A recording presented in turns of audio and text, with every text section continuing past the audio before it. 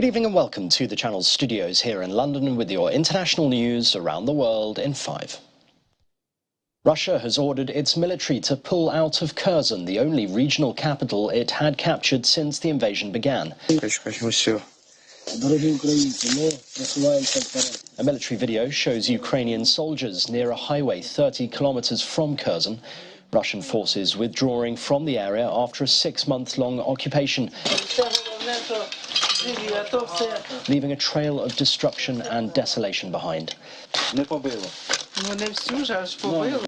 It's a significant blow for Russia and means its forces will pull out entirely from the western bank of the Dnipro River.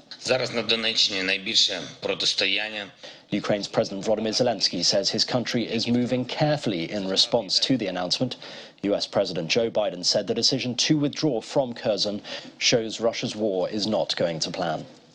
First of all, I found it interesting they waited till after the election to make that judgment, and which we knew for some time that they were going to be doing. And it's evidence of the fact that they have some real problems, the Russian military.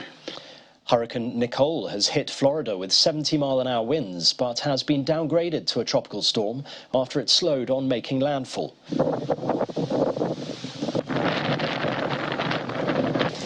States of emergency remain and evacuation orders are in place with heavy rain and storm surges forecast.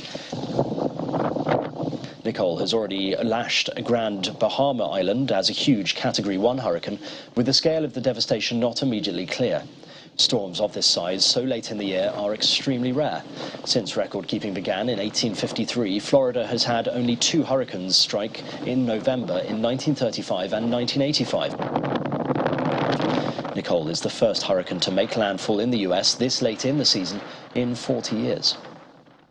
Thousands of football fans have protested in Indonesia's East Java, demanding further investigation into police conduct at a stampede that killed 135 people after a match in October.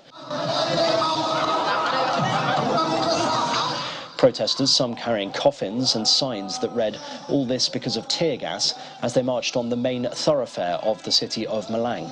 Indonesian authorities and the Indonesian Football Association have faced questions over why police fired 45 rounds of tear gas inside the stadium. 6 people, including police and match organisers, are facing criminal charges after the stampede. It is the worst tragedy at a soccer match in the country since 1964. Hundreds of thousands of civil servants in South Africa have embarked on a nationwide strike over wages and working conditions. Local media have described it as the first major strike by public servants in a decade. It is expected to cause disruptions in some government departments and airports. Members of the Public Servants Association had for weeks staged lunchtime pickets, but have now decided on a full-scale shutdown in major cities across South Africa. It follows a breakdown in negotiations between the union and the government. Bao Tong, the most senior Communist Party official imprisoned over the Tiananmen protests that shook Beijing in 1989, has died at the age of 90.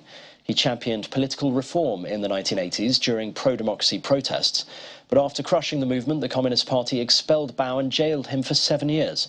Even as Chinese activists the world over mourn his passing, the news has drawn no reaction in his own country, where the internet is heavily censored.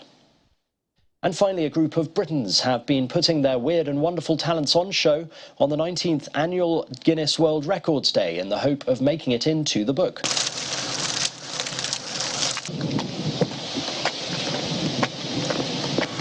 From hula hoop spinning on stilts to continuous football tricks and some even more bizarre stunts in between, more than 1,000 applications were received from aspiring record breakers across the world for GWR Day, with the hopes of securing their place in the next edition of the book. Yeah, so this record I just saw online. Someone sent it to me and I thought I might be able to break that. So I've only been practicing for around a month or so now for this specific record. But yeah, I've been practicing every day, I've been smashing it every time in my practice, so I knew today I just had to put it into action. So yeah, all good. And that's your international news around the world in 5. Now back to the Channel studios in Lagos.